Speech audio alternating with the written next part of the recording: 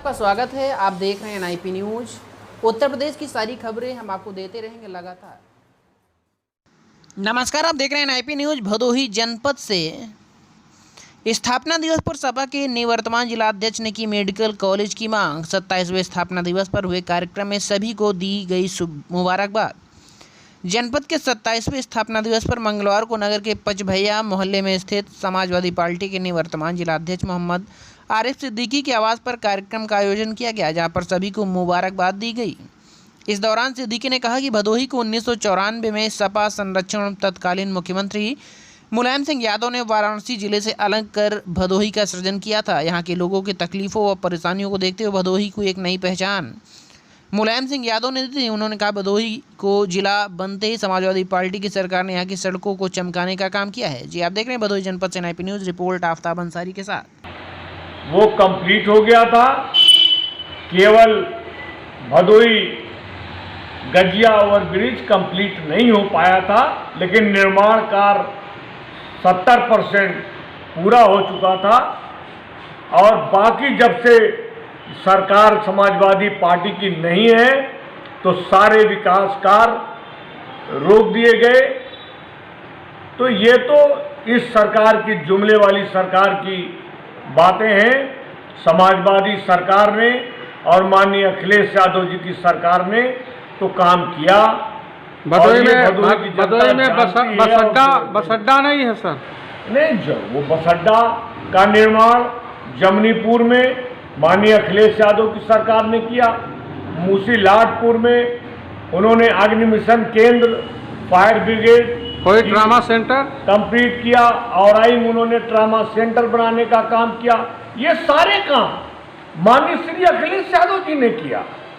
ये सारा वो खुद फैसला लेते थे, उन्होंने सब फैसला लिया। उन्होंने काम किया, जमीन पर काम किया। उन्होंने हकीकत में भदोही की आवाम को अगर काली सड़क दिखी आज़ादी के बाद तो वो माननीय अखिलेश यादव जी की सरकार में भदोही में काली सड़क दिखी। और आज 30 जून है 1994 को माननीय मुलायम सिंह यादव जी ने भदोही को जिला बना करके हमको एक नया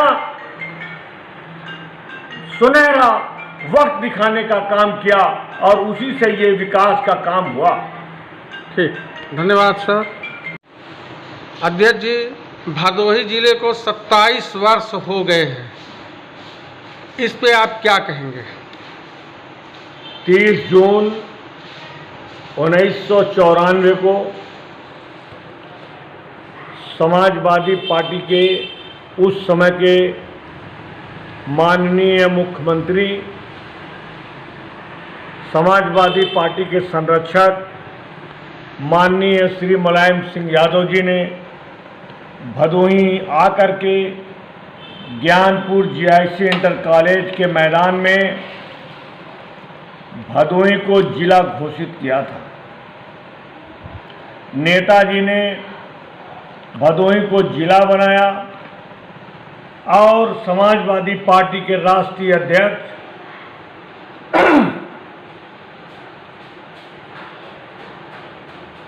माननीय अखिलेश यादव जी, पूर्व मुख्यमंत्री माननीय श्री अखिलेश यादव जी ने भदोही के विकास में 4 चांद लगाने का काम किया।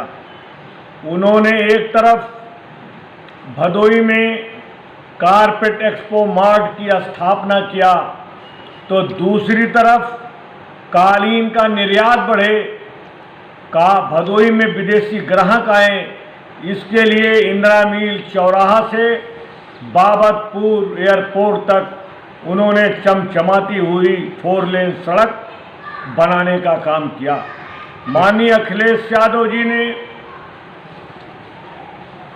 2003 में मिर्जापुर से भदोही तक साइकिल चलाने का काम किया था। मुझे ये सौभाग्य प्राप्त है कि मेरे अनुरोध पर माननीय श्री अखिलेश यादव जी मिर्जापुर से भदोही तक उन्होंने साइकिल चलाने का काम किया था।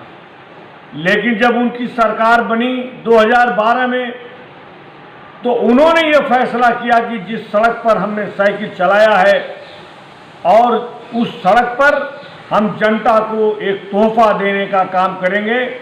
और उन्होंने भदोही से मिर्जापुर तक चमचमाती हुई 4 लेन सड़क देने का काम किया।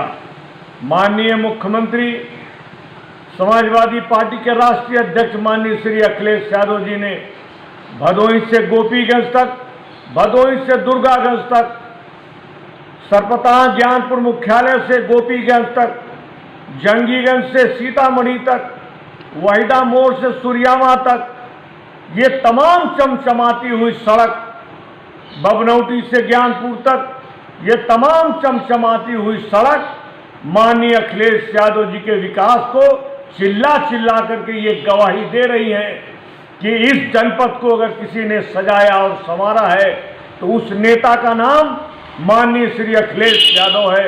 ये हम आज के दिन हम उनको मुबारकबाद देना चाहते हैं, माननीय अखिलेश यादव जी को और माननीय नेताजी माननीय श्री मुलायम सिंह यादव जी को, कि उन्होंने जिला बनाया और इसको चमकाने का काम माननीय श्री अखिलेश यादव जी ने किया। उतना ही काम नहीं किया, माननीय अखिलेश यादव जी ने तमाम ऐसे काम किए जो आज मील का पत्थर है। उन्होंने लखनऊ आगरा एक्सप्रेसवे बनाया, लखनऊ से आगरा तक उन्होंने मेट्रो।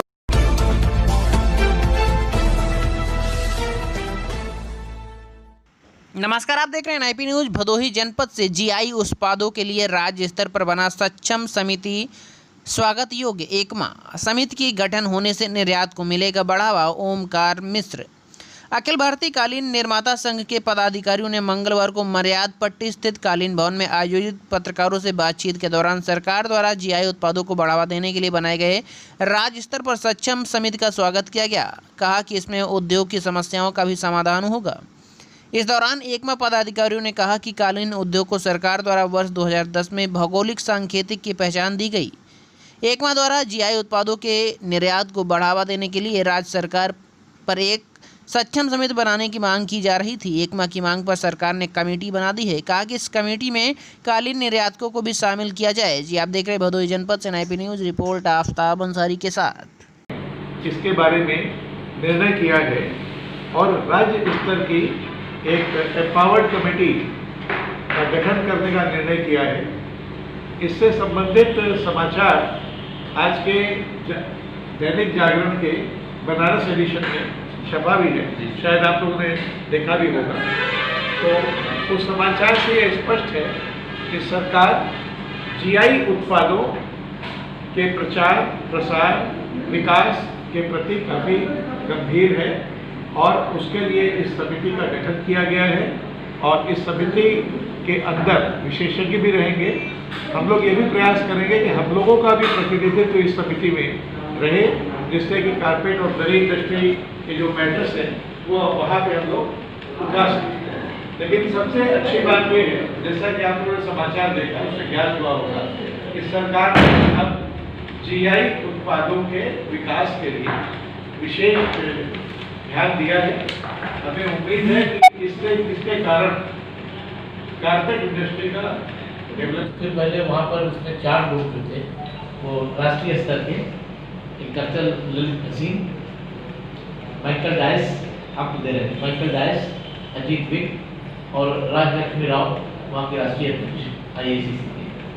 इन लोगों ने पहले बताया कि सरकार द्वारा कौन सी कल्याणकारी योजनाएं चलाई जा रही हैं कर्मचारियों के लिए, और ये भी बताया उन्होंने कि सरकार द्वारा जो है बहुत तेज़ी से इसमें करीब काफ़ी 35,000 रुपये का करीब का 45 से 35,000 करोड़ रुपये मजदूरों को दिए गए हैं, जो कि बहुत अपने आप में एक मिसाल है। तो प्रवासियों को दिया होगा? नहीं, ये जो उनका पैसा जमा वो निकाल नहीं सकते, निकालने में उसको रोक थी, लेकिन ये लॉकडाउन के कारण सरकार ने उनको छूट दिया, जिससे उन्होंने काफ़ी पैसा निकाला। 35,000 करोड़ अंतिम तिथि है उसकी, आज अंतिम तिथि है उसकी। उत्पाद पीड़न कारण बहुत सी पुरानी कंपनियां बहुत सी बंद हो चुकी हैं और आज ये कि अगर इसमें नहीं सुधार किया गया तो हमारी बहुत बड़ी दिक्कत आ जाएगी। तो उन्होंने हम लोग की बातों को सुना और आश्वस्त किया कि नहीं, कालीन उद्योग जो है इसको हम लोग हर तरह से पूरा सहयोग करेंगे। और कालीन उद्योग का जहाँ तक सवाल है, उन्होंने इसको बीड़ी उद्योग से में रखा है, कालीन उद्योग का बीड़ी से कोई नहीं है। कालीन उद्योग एक तरह से खेती से की तरह है। जिस तरह खेती में बीज डालने से लेके बुआई से लेके जुताई से लेके कटाई से लेके सारा परिवार काम करता है, उसी तरह भारतीय कालीन उद्योग है। कालीन के निर्माण में विभिन्न प्रक्रियाओं में पूरे परिवार के लोग मिलकर काम करते हैं, जिससे कार्य तैयार होता है। तो जो व्याख्या की गई, गलत व्याख्या की गई, उसी आधार पर लोगों का सस्पेंड किया गया, जो कि एकदम गलत था, जिसको उन्होंने स्वीकार किया और उन्होंने आश्वासन दिया और हमें ये भी बताया कि आप इसकी जो है शिकायत कौन सा पोर्टल में भी बताया उन्होंने, चैंपियन पोर्टल है। नितिन गडकरी जी ने भी ऐसे किसी को किया।